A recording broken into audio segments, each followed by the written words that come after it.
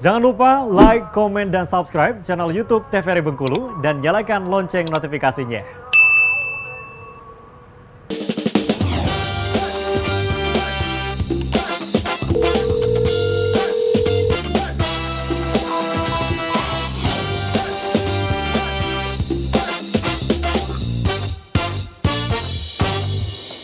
Baik pemirsa, terima kasih Anda masih menyaksikan Dr. Kito masih membahas mengenai PJK atau penyakit jantung koroner. Kita kembali ke Dr. Lisda nih. Tadi Dr. Lisda akan menyampaikan gejala-gejala. Tapi hal menarik membahas mengenai gagal jantung yang sering terjadi pada anak yang baru lahir itu bagaimana, dokter? Oke, jadi itu mungkin lebih ke penyakit jantung bawaan ya. Jadi kalau misalnya pada bayi yang baru lahir itu rasanya seperti gambaran tadi ya, itu di dekade pertama kehidupan sebenarnya masih mulus ya dinding pembuluh darah kita. Nanti sering bertambahnya usia baru akan terjadi yang namanya penumpukan plak aterosklerosis tadi.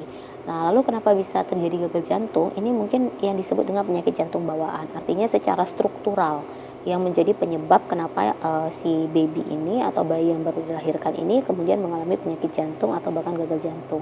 Mungkin ada banyak tipe-tipenya ya, yang mungkin akan di momen lain ya, di segmen lain akan kita bahas. Bisa jadi karena katupnya yang bermasalah, bisa jadi karena pembuluh darahnya mungkin yang ada lubang yang tidak menutupkah dan lain sebagainya. Tapi artinya tidak ada sumbatan plak-plak itu ya dokter ya? Oke, karena masih mulus ya dokter ya? Oke, selanjutnya silakan kita lanjutkan akan membahas mengenai gejala. Kita masuk ke gejalanya ya.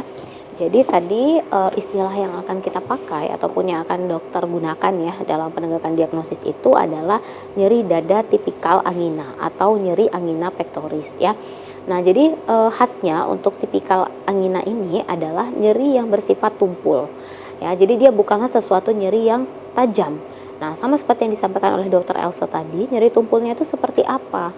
Yaitu seperti tertimpa benda berat, tertekan oleh sesuatu benda yang berat, seperti diremas, seperti dicengkram gitu ya. Ini semua kan adalah tipe-tipe nyeri yang sifatnya tumpul. Jadi dia bukan nyeri yang tajam gitu.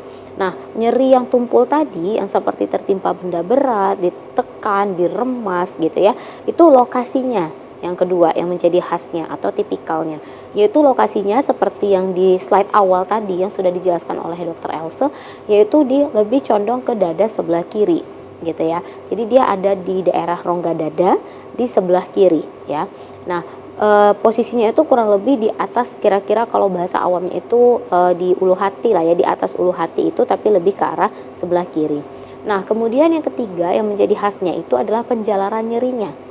Nah, jadi kalau pada penyakit jantung koroner dia punya yang namanya nyeri alih ya, sesuai dengan dermatom atau persyarafannya dia akan ada nyeri alih mulai dari ke daerah tenggorokan atau kerongkongan, kemudian ke lengan sebelah kiri, lengan atas lebih tepatnya, kemudian ke belakang atau ke daerah pundak gitu.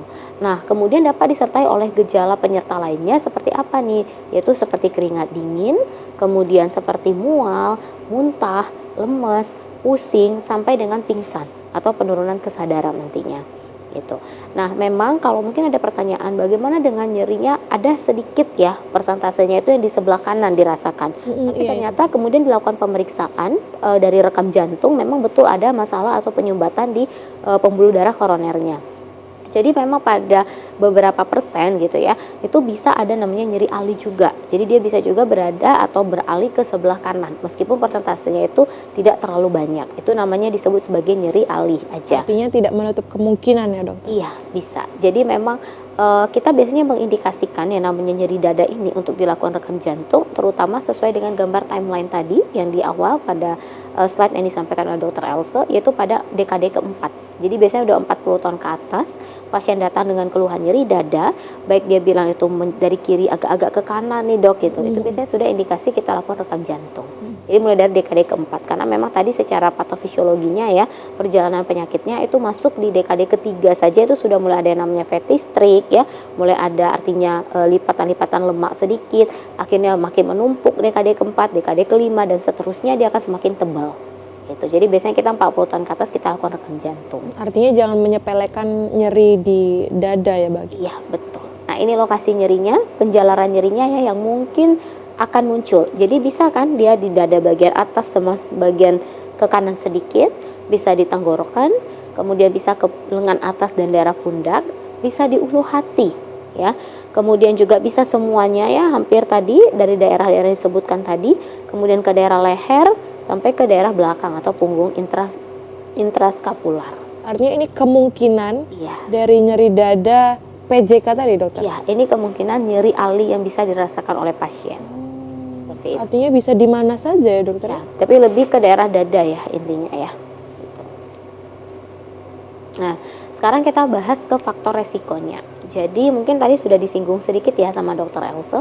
Kalau kita berbicara soal faktor resiko atau faktor yang mungkin menunjang terjadinya angka kejadian penyakit jantung koroner ini, ada yang dia bisa dirubah atau dimodifikasi, ada yang memang tidak bisa kita modifikasi.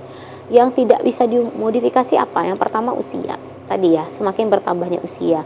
Mungkin menjadi pertanyaan, kenapa sih semakin bertambahnya usia itu semakin tebal penumpukan plaknya? Karena kan angka kejadian penyakit jantung koroner ini berkaitan dengan lifestyle, dengan pola hidup tadi, di mana 90% plaknya itu adalah kolesterol kan. Nah, semakin bertambah usia, tentu lifestyle kita kontak dengan makan makanan yang mengandung lemak tinggi gitu ya, kolesterol tinggi, itu pasti akan semakin banyak limit waktunya. Makanya kemungkinan untuk terjadinya penebalan plak ini tadi akan semakin besar. Tetapi untuk faktor resiko umur tentu nggak bisa kita rubah ya. Nggak mungkin umur kita mundurkan lagi. Betul. Ya, pasti akan berjalan terus. Lalu kemudian jenis kelamin. Jadi sebenarnya kalau jenis kelamin ini bukan berarti harus pria saja yang kena, itu enggak. Dua-duanya bisa pria, bisa juga wanita gitu ya. Kalau yang pria mungkin kalau kita berbicara faktor resiko yang dapat dirubahnya itu kita kaitkan dengan konsumsi rokok kah? Itu tentu angka kejadiannya mungkin di kaum pria ya yang akan lebih tinggi karena ada merokok tadi sebagai salah satu faktor resiko gitu ya. Kemudian untuk keturunan ataupun ras ini tidak bisa dirubah. Yang untuk yang bisa dirubah gitu ya, tapi mungkin dari faktor resiko yang bisa dirubah ini ada beberapa yang sulit ya untuk dirubah. Walaupun sebenarnya dia tergolong harusnya bisa diubah gitu. Contohnya saja tadi merokok. Ya, ini tentu kalau kita sampaikan edukasi ke pasien pasti sulit. Padahal ini bukan tergolong faktor resiko yang tidak bisa dirubah. Harusnya ini bisa diubah. Kenapa sih merokok? Karena merokok itu ternyata bisa mengakibatkan kerusakan pada lapisan endotel yang paling dalam dari dinding pembuluh darahnya.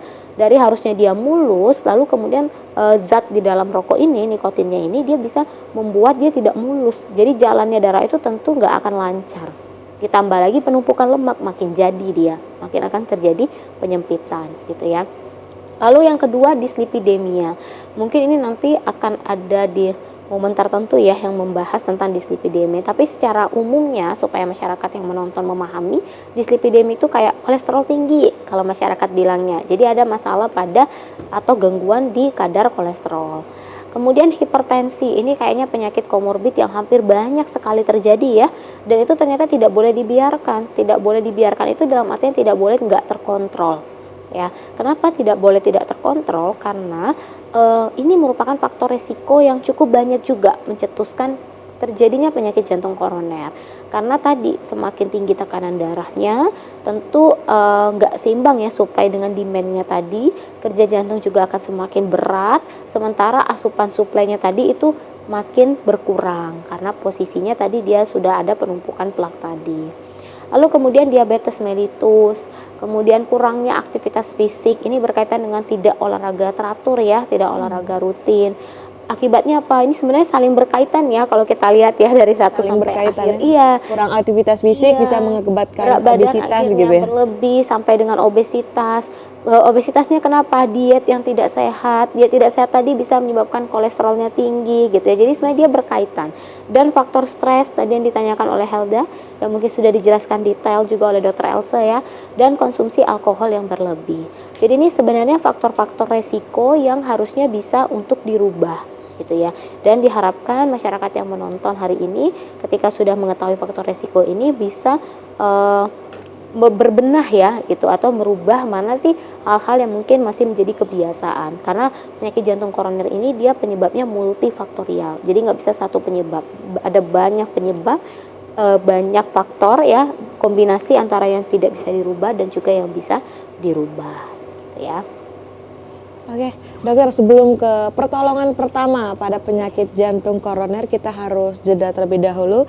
Nah, ini penting nih pemirsa ya, jadi jangan kemana-mana, kita akan membahas mengenai pertolongan pertama pada PJK. Tapi setelah jeda pariwara berikut ini, jangan kemana-mana, tetap saksikan Dokter Kito.